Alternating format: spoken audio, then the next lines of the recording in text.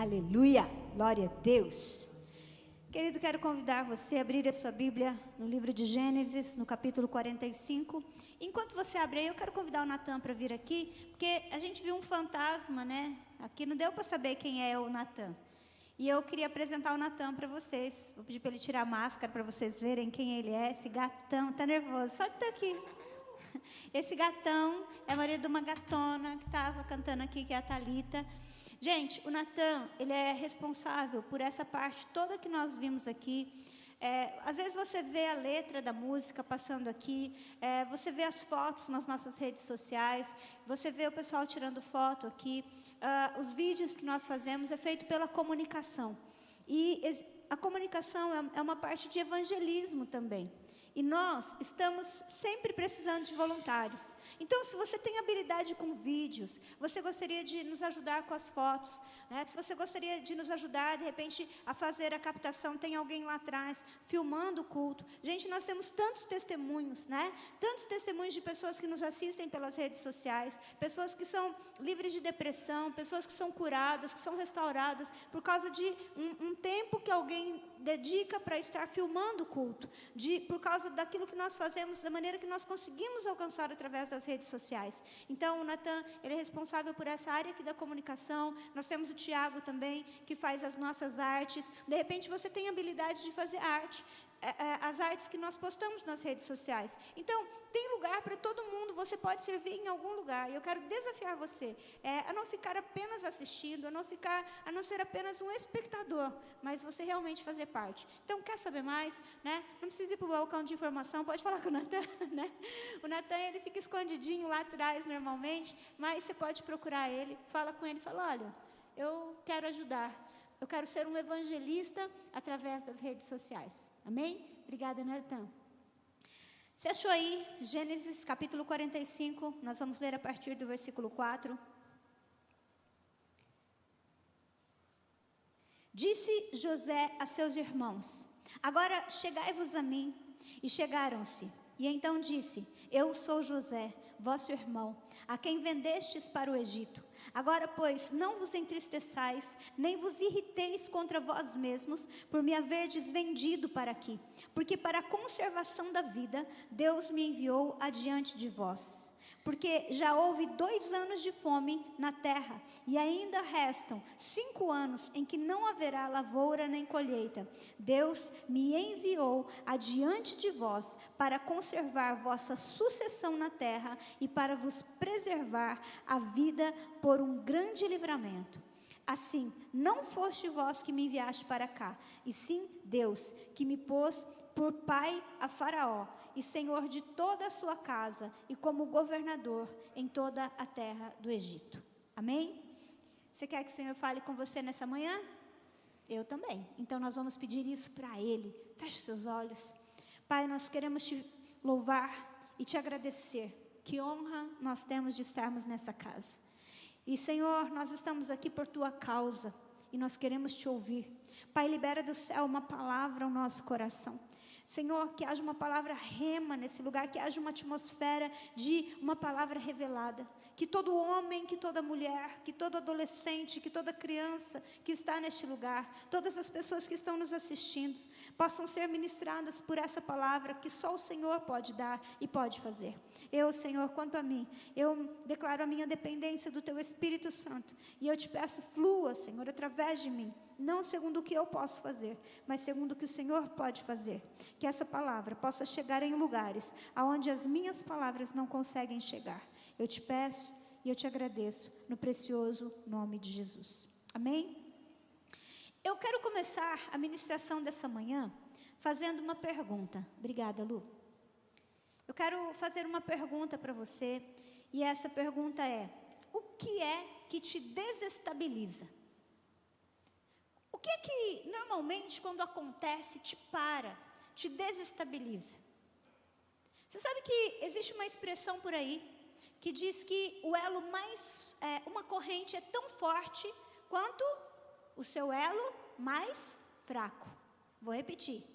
Uma corrente, ela é tão forte quanto o seu elo mais fraco. Por quê? Porque por mais forte que seja uma corrente, ela vai arrebentar no lugar mais fraco.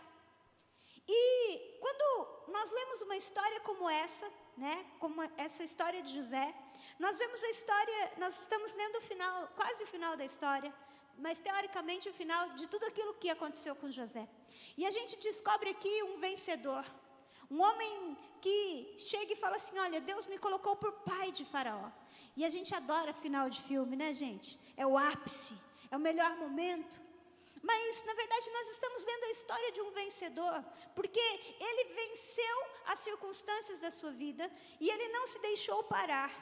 E eu quero dizer para você nessa manhã, que nós somos tão fortes quanto a nossa capacidade de sermos ofendidos.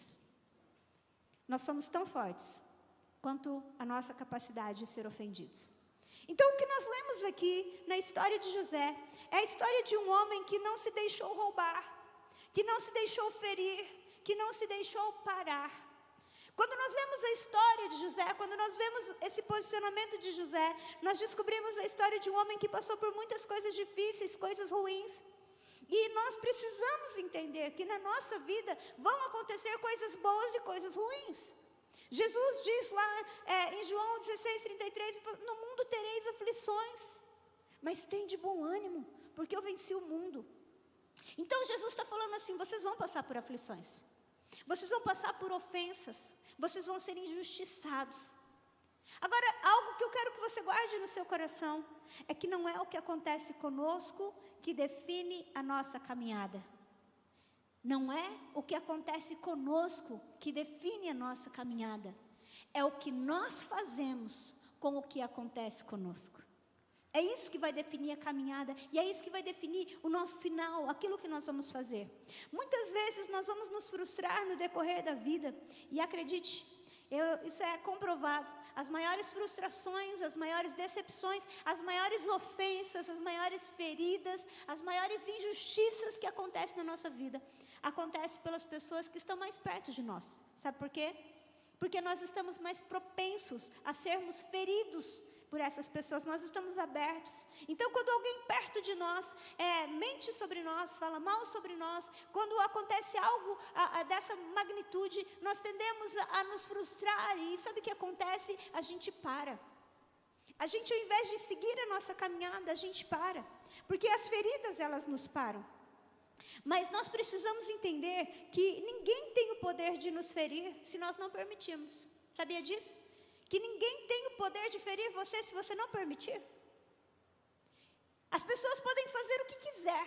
Sabe que o veneno de uma cobra, ele é mortífero. Mas ele só é mortífero se ele entra dentro de você. Se ele entra dentro de mim. Então, se eu não permito que algumas coisas entrem no meu coração, isso não me afeta. Isso não me para. E quando a gente entende isso, nós vamos entender que somos nós que vamos definir o que vai entrar ou o que não vai entrar dentro de nós, o que vai afetar a nossa vida ou o que não vai afetar a nossa vida. As palavras que nós vamos absorver como verdade e as palavras que nós não vamos absorver. Eu gosto de olhar para a história de José porque José vivencia tudo isso. Ele era um filho amado, mas ele era rejeitado pelos seus irmãos. Mas antes disso, José perdeu a sua mãe quando ele era pequeno. Então José, ele era órfão de mãe, apesar de ele ter uma madrasta. José, ele era rejeitado pelos seus irmãos. E José é vendido pelos seus irmãos. E sabe o que acontece? José se torna escravo.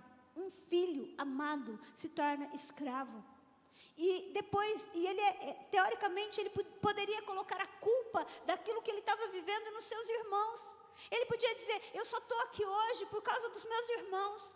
E José podia ter a escolha de ser ofendido, de ficar ofendido, de parar no meio do caminho. Mas sabe o que nós olhamos e nós vemos na vida de José? Nós vemos que ele não permite que a sua identidade, que externamente foi apagada. Talvez lá para o povo de Israel, ele era José, o filho de Jacó. Agora não, ele é um escravo. Externamente, a identidade de José foi apagada. Ele agora não tinha identidade. De repente, quando ele consegue uma posiçãozinha, ele ainda vem uma mulher e mente a respeito dele, ele é injustiçado. Então, nós podemos dizer que José, ele vivencia tudo isso. Mas sabe de uma coisa? José não permitiu que nada disso apagasse quem ele era. José não permitiu que essas circunstâncias todas o ofendessem, o parassem. Pelo contrário, nós lemos a história aqui, nesse versículo que nós lemos, ele tem a oportunidade de se deparar com os seus irmãos, que teoricamente foram responsáveis por aquilo que aconteceu com ele. Mas olha o versículo 8 que está projetado aí, ele diz: assim não foste vós que me enviaste para cá, senão Deus que me tem posto por pai de Faraó. Sabe, nós não vemos aqui no final da história um homem amargo. Nós não vemos aqui um homem arrogante, tentando jogar a sua posição em cima das pessoas. Sabe o que nós vemos? Nós vemos um homem que não abriu mão de quem ele era, que não absorveu as injustiças, que não absorveu, não ficou desgostoso. Ele diz aqui, alguns versículos antes: agora, pois, não vos entristeçais, nem vos irriteis contra vós mesmo por me haverdes vendido para aqui, porque para a conservação da vida Deus me enviou adiante de vós. José ainda calma seus irmãos.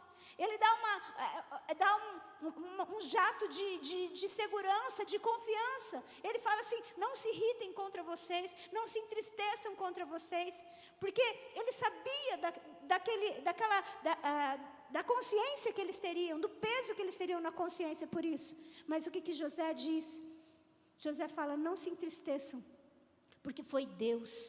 Gente, muitas pessoas, elas, com o passar do tempo, elas ficam colocando a culpa de não conseguir, a culpa de falhar em pessoas, em histórias. Olha, hoje eu estou assim porque meu pai fez isso. Olha, eu estou assim porque não aconteceu tal coisa. Mas deixa eu dizer algo para você, meu irmão.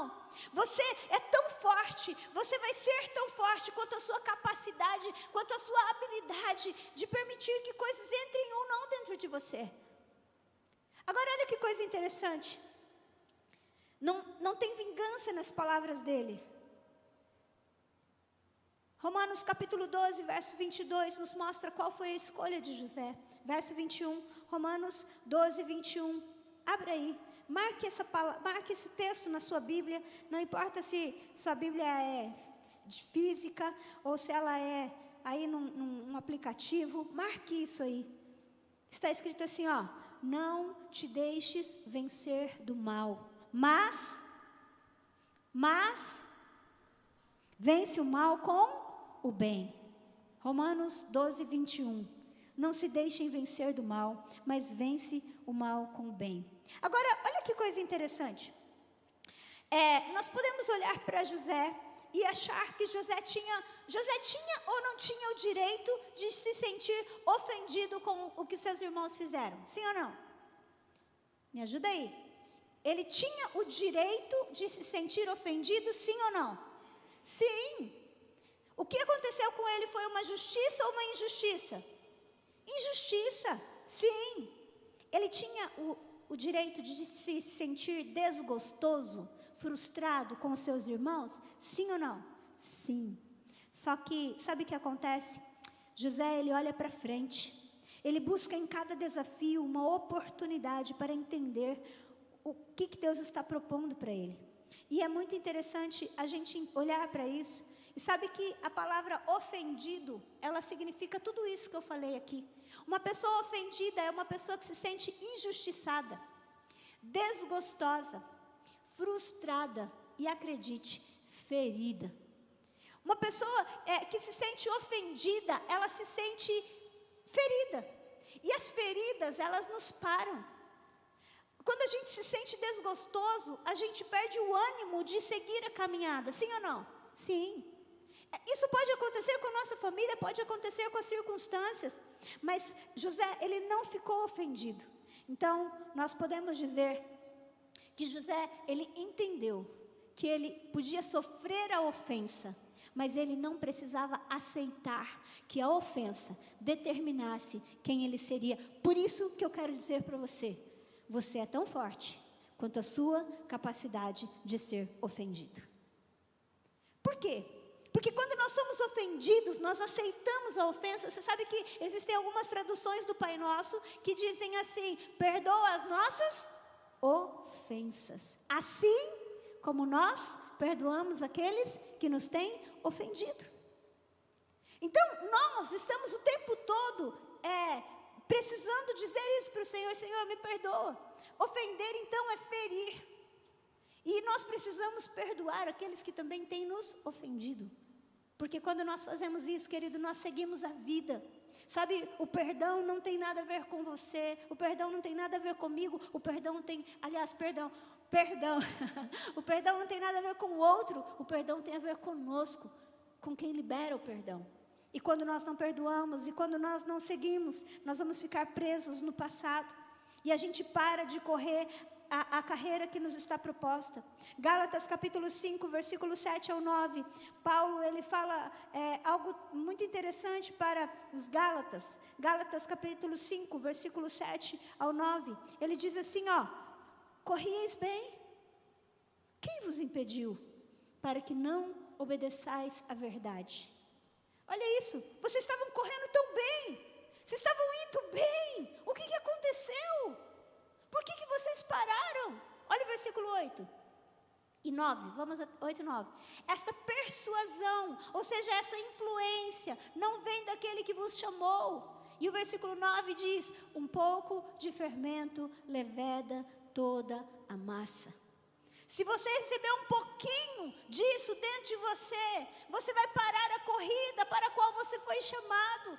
Paulo compara muito a nossa vida com uma corrida, como uma corrida no esporte.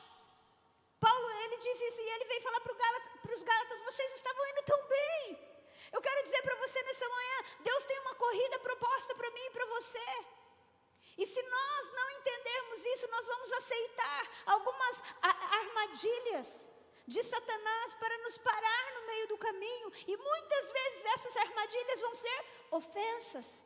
A gente vai achar que a gente está no nosso direito de lidar com algumas circunstâncias, quando na verdade Satanás está colocando armadilhas para a gente achar que nós estamos sendo injustiçados, para a gente achar que a gente tem o direito de ficar desgostoso, que a gente tem o direito de ficar ofendido por uma situação ou outra. Mas na verdade, o único objetivo dele é parar a sua corrida, é parar a minha corrida, porque ele sabe que quando nós entendemos a razão do nosso chamado, querido, nada nos para. E quando o reino de Deus, quando você avança, o reino de Deus avança. Quando você avança, a luz avança. Você é sal, você é luz. Nós somos a igreja do Senhor Jesus. E quando você para por causa de ofensas, por causa de estar ferido, por não permitir que as coisas do passado fiquem para trás, quando você para, o reino de Deus para. Quando você para, as trevas continuam avançando e a luz fica parada.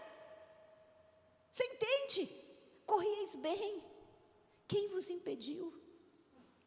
Quantas histórias nós conhecemos de pessoas que estão feridas por causa de algo que aconteceu numa igreja, feridas por causa de alguns líderes religiosos, feridos por causa de circunstâncias que aconteceram. E eu não estou tirando o seu direito de se sentir ferido. Eu não estou dizendo para você que está aqui, para você que está me assistindo na sua casa, eu não estou dizendo para você que não foi justo, que não é justo o que você está sentindo. O que eu estou dizendo para você é que só você pode definir qual é o papel que isso vai acontecer na sua vida.